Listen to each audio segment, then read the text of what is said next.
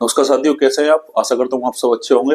आज हम बात करेंगे 60,244 जो यूपी पुलिस की भर्ती चल रही है उसके डीवीपीएसटी में अब तक कितने बच्चे फेल हुए हैं इसके बारे में। बाकी कितने बच्चों की कैटेगरी चेंज हुई है ओबीसी से या ईडब्ल्यूएस से जनरल में डालेगा, कितने बच्चे डालेगा उसके संबंध में बात करेंगे और उससे क्या मेरिट पर असर पड़ना है उसके बारे में बात करेंगे। दूसरी चीज, नॉर्मलाइजेशन पे बहुत बच्चे कमेंट करते हैं और बहुत बच्चे डरे हुए हैं। बहुत बच्चों को ये टेंशन होती है कि नॉर्मलाइजेशन में हमारे कितने नंबर कम हो जाएंगे या कितने बढ़ जाएंगे।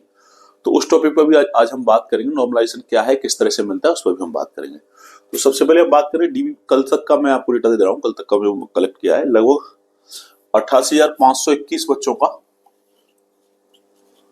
अब तक डीबीपीएसटी हो चुका है और इसमें 6450 यानी 6450 लगभग, कुछ थोड़ा बहुत आगे पीछे भी हो सकता है, इतने बच्चे आपके फेल हुए। वो मोस्टली हाइट टेस्ट में हुए।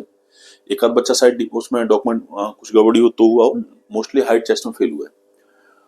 अच्छा, जो ये कैटेगरी की अगर बात करें, कितने बच्चों को कैटेगरी जनरल कैटेगरी में डाला गया है, तो लगभग 1400 बच्चों, 1300 से आसपास, 1300 से 1400 बच्चों को अब तक जनरल कैटेगरी जो ईडब्ल्यूएस और ओबीसी वाले थे, इनकी किसी तरह से डॉक्यूमेंट में कुछ कमियां थी, उनको जो डाला गया। हालांकि इसमें कुछ सही भी करा रहा है, जो उन्होंने प्रोविजनल फिट किया है कैटेगरी चेंज करके। और उन्होंने ये भी एक टाइम दिया है कि अगर आप उस डॉक्यूमेंट को समय से, अगर उन्होंने जो टाइम दिया है इस टाइम तक अगर हमारे पास ले आएंगे आप सही डॉक्यूमेंट, तो आपकी कैटेगरी एज इट इज फिर कर दी जाएगी। तो ये चीज थोड़ा सा जनरल वालों के लिए हो सकता है उनको टच करे कि भाई उनकी जब कैटेगरी में जा रहे हैं तो कहीं ना कहीं उनकी मेरिट बढ़ाएगी। और जो ईडब्ल्यूएस और ओबीसी में जो बच्चे बच जा रहे हैं उनके लिए ठीक भी है। वो सोच रहे होंगे हाँ ठीक है और उधर पड़े, तो उनकी मेरिट थोड़ी लो हो, तो उनके लिए सही भी है। अच्छा, हम बात करेंगे नॉर्मलाइजेशन की। इस पर बड़े बच्चे, कुछ बच्चे तो इसी बहाना मैंने देखा है गाँव में, कुछ बच्चे ऐसे कह देते हैं कि मतलब हमारा नंबर इसलिए नहीं आया कि नॉर्मलाइजेशन में हमारे नंबर घट गए।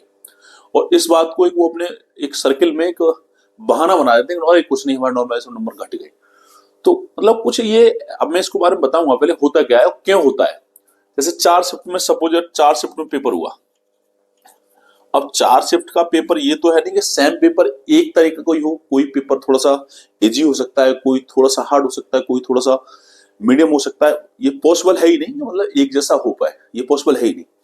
और दूसरी चीज, जैसे फर्स्ट शिफ्ट में जो पेपर होता है उनके लिए वो पेपर नया होता है, उन्हें नहीं पता किस तरह का पेपर, हालांकि सिलेबस वगैरह पहले से होता है, फिर भी थोड़ा सा ये होता है कैसा पेपर आया। तो पहला शिफ्ट का जैसे हार्ड हुआ पेपर, थोड़ा सा हार्ड हुआ, दूसरी शिफ्ट वाले बच्चे उनसे कोऑर्डिनेट करके, अब वो पेपर आजकल हमारे यूट्यूब चैनल वगैरह पे चल जाता है, तो उनको थोड़ा सा आइडिया मिल जाता है कि पेपर किस तरह का आ रहा है। दूसरी शिफ्ट वाले थोड़ी सी उससे राहत लेते हैं, उस पेपर से थोड़ी सी राहत लेते हैं, और कोई पेपर इजी आ गया, कोई हार्ड आ गया। तो अब ये भाई एक एक, भाई जब इतना बड़ा टेस्ट हुआ है पुलिस का, इतनी बड़ी परीक्षा हुई है, तो ऐसा नहीं कि 4 बच्चों के करने से हार्ड या सॉफ्ट हो गया पेपर।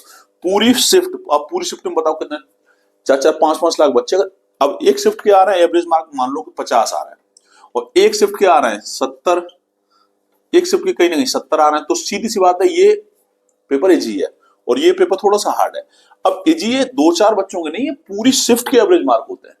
पूरी शिफ्ट के, यानी 5 लाख 10 लाख जितने भी बच्चे होते हैं उनके पूरी शिफ्ट के एवरेज मार्क होते हैं। तो पूरी शिफ्ट के अगर ज्यादा आ रहे हैं तब तो वही पेपर इजी है, और पूरी शिफ्ट के यहाँ कम आ रहे हैं तो फिर पेपर कहीं ना कहीं हार्ड है। तो ये पूरी शिफ्ट पर डिपेंड करता है। अगर पूरी शिफ्ट के कम ज्यादा आ रहा है, पूरी शिफ्ट के कम आ रहा है, तो इसको बैलेंस करने के लिए इनके नंबर थोड़े से बढ़ा दिए जाते हैं और इनके नंबर थोड़े से कम कर दिए जाते हैं।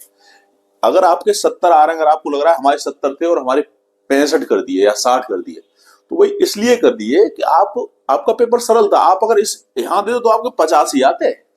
आप समझो, जो आपका स्तर था वो ये था कि यहाँ आपके 50 आने चाहिए थे, वो आपके आ गए 70, तो वो एवरेज करने के लिए किया। तो इसमें बहुत ज्यादा कोई ऐसी बात नहीं है, इसको बहाना ना बनाए कि हमारे उसमें कम हो गए और हमारे निकाल दिए। वो उसी हिसाब से पूरे पूरे पेपर को, पूरे सारे बच्चों को लेवल करने के लिए सारी चीज की जाती है। तो ये कोई ऐसी गलत प्रक्रिया नहीं है। बहुत सारे मैं टीचर भी देखता हूँ कि नॉर्मलाइजेशन, कुछ लोग ऐसे होते हैं, मैं चर्चा देखता हूँ गाँव में, अरे कि घटा देते हैं, कुछ को कहते हैं कि पैसे लेके घर, ऐसा कुछ नहीं होता। ये भाई पूरे शिफ्ट के हिसाब से होता है।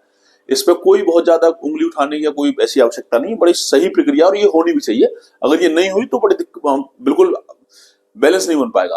तो ये बैलेंसिंग उसी हिसाब से की जाती है, तो इसमें बहुत ज्यादा। अच्छा, अब हम बात करेंगे मेरिट कहाँ जा रही है। मेरिट, तो मेरिट कोई बहुत ज्यादा, फिर वही चीज आ रही है आपके, अगर आप जितने भी आपका सर्किल हो, आप अपने एक बार सर्किल में देखना और पता करना बच्चों से कि आपकी जो मेरिट लगी उससे कितने ज्यादा नंबर है। तो कोई 3, 4, 5, मैं तो जितने को देखता हूँ वो सब यही बताते हैं, किसी के 2 नंबर जाके, 6 नंबर जाके, 5 नंबर ज्यादा।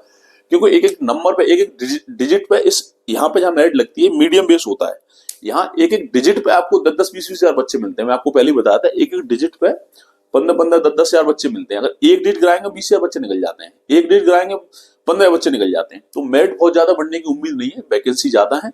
आप अगर 4-5 नंबर अगर आपके ज्यादा हैं तो आप सुरक्षित हैं। महिलाएं तो और भी अपने आप को सुरक्षित माने, रेस की तैयारी करें। रेस की मैं एक बार फिर कहूंगा महिलाओं के लिए कि महिलाएं रेस में ज्यादा फेल होती हैं, तो महिलाएं अपनी रेस की बहुत अच्छे से तैयारी करें, जी जान लगा के तैयारी करें। और रेस की मैं बताया ही हूँ आपको, कल एक घटना देखी होगी शायद परसों, एक महिला रोड पर अपना दौड़ के वापस जा रही थी, रोड पर कोई एक्सीडेंट हो गया, उसमें एक्सपायर हो गए।